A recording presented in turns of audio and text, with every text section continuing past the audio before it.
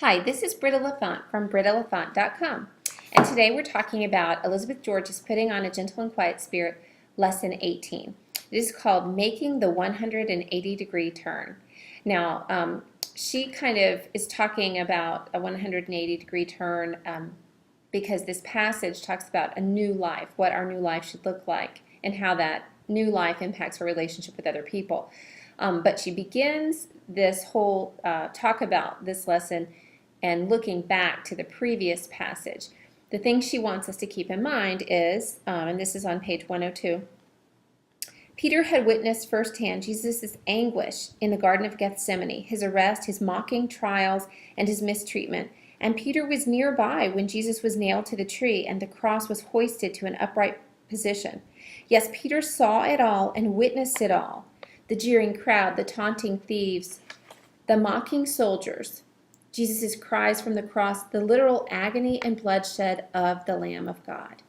So this is Peter's mindset when he begins this passage. So keeping all of these things in mind, he says, "Therefore, since Christ suffered for us in the flesh, arm yourselves also with the same mind. For he who has suffered in the flesh has ceased from sin, that he no longer should live the rest of his time in the flesh for the lusts of men, but for the will of God. For we have spent enough of our past lifetime in doing the will of the Gentiles, when we walked in licentiousness, lusts, drunkenness, revelries, drinking parties, and abominable idolatries. In regard to these, they think it strange that you do not run with them in the same flood of dissipation, and speaking evil of you now. They will give an account to him who is ready to judge the living and the dead.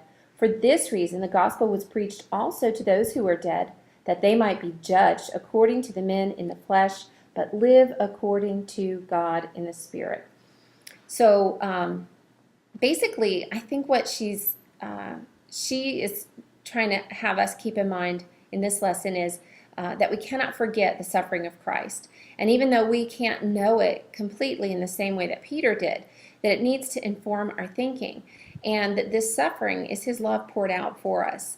This love should provoke in us an obedience and a desire to reflect, his righteousness and his goodness to other people. When we do that, they will think you strange. Is what she's saying.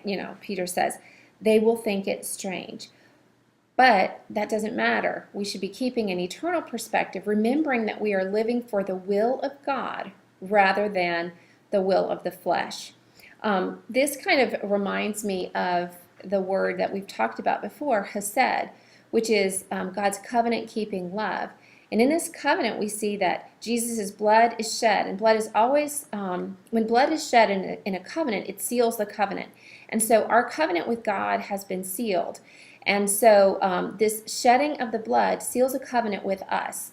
And so God continuously pours out his love on us, and it should provoke in us a response of obedience and a desire to live a life that glorifies him and is pleasing to him. And Peter is saying, when and if you do this, they will think you strange. The thing that I thought about was sometimes, and she talks about, this is the 180-degree turn. If you are impacted by your relationship with God, the change will happen. Some people have a change immediately, but more often than not, our sanctification is accomplished over a period of time. It's not always a beautiful process, but the result is beautiful because as we're refined, we become more and more like God, and that is beautiful. The thing that is helpful to remember for me is God's love, his hesed.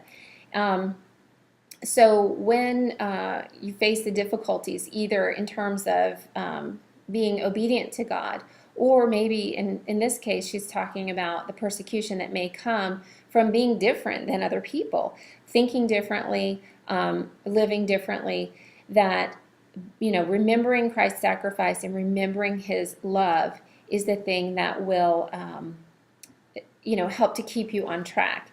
And it should also help us to keep that eternal perspective. I find that when I get most discouraged, it's when I have lost the eternal perspective, that these temporary and transitory difficulties that we have on earth are not the kind of things that we should allow to occupy our minds, because God has bigger and better things for us, both now and in the future, to think about.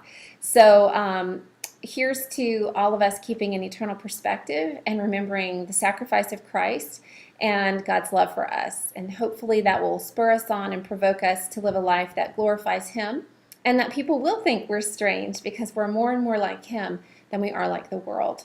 And that definitely is a good thing. Have a great weekend.